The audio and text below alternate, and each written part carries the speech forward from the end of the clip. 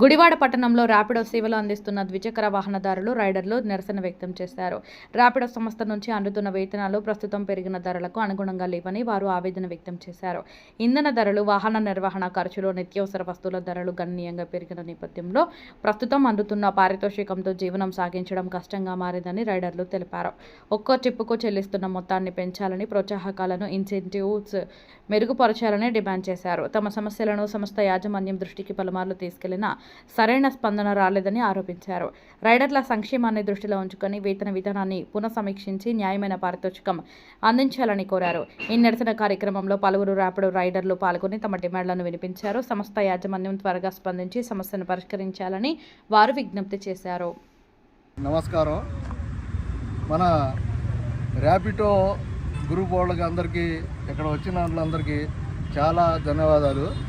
ఎందుకంటే మనం ఒక ర్యాపిడో అనేది ఒక బతుకు తీరు కోసం దీన్ని మనం ఎంచుకొని తిరుగుతున్నాము. కస్టమర్లని వాళ్ళ ఇళ్ళ దగ్గర కూడా చాలా సేఫ్టీగా వాళ్ళకి ఇంటి గుమ్మం దగ్గర కూడా మనం దించుతున్నాం.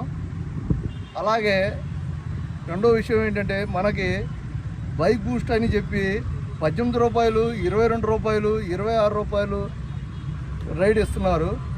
మన ఇవాళ పెట్రోల్ ఖర్చులకు కానీ, మన శ్రమకి కానీ అక్కడ మనం రిసీవ్ చేసుకోవాలంటే అక్కడ ఒక 5 నిమిషాలు 10 నిమిషాలు ఆగమంటున్నారు వాళ్ళు.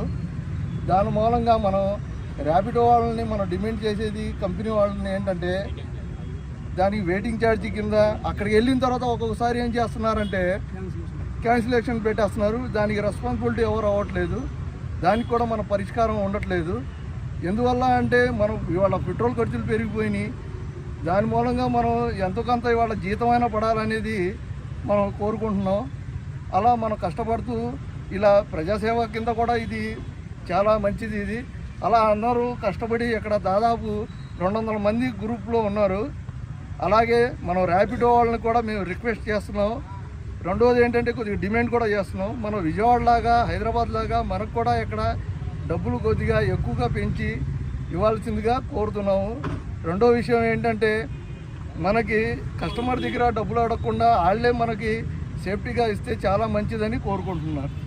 ఈ అవకాశం ఇచ్చినందుకు ధన్యవాదాలు. బాయ్స్ మొత్తం అందరికీ విన్నపం, ఇప్పుడు జరిగే కార్యక్రమం నిమిత్తం మాకు ఇబ్బందికరంగా ఉన్నది కాబట్టి 18 రూపాయల రైళ్లు, బైక్ బూస్టులు పడుతున్నాయి కాబట్టి, పెట్రోల్ రేటు పెరిగిన కారణంగా దానికి మేము తోలలేకపోతున్నాం. కాబట్టి మాకు ఏదైనా న్యాయం చేయాలి. దానికి 40 రూపీస్, 30 రూపీస్ కానీ ఏదైనా మినిమం బ్యాలెన్స్ పెట్టాలి. ప్లస్ క్యాన్సిలేషన్ జరిగే ప్రతి క్యాన్సిలేషన్కి అమౌంట్ ఇవ్వాలి.